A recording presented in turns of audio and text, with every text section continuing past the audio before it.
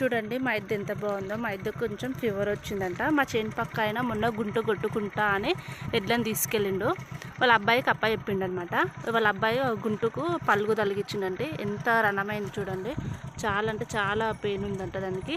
అసలు కాలు కూడా ముట్టనిసలు ఏం చేయిస్తలేరండి. వ్యవసాయం అంటే చిన్న మాట కాదండి. అన్ని పనులు నేర్చుకున్న వాళ్ళు మాత్రమే చేయగలుగుతారు. ఎవరంటే వాళ్ళు అయితే అసలు చేయలేరండి. అసలు పోతే మనిషికి అదే దెబ్బ తగిలితే ఇది అయ్యిందని చెప్తారు. కానీ ఇలాంటి మూగజీవులకు మాత్రం నోరు తిప్పి చెప్పలేవు కదండి.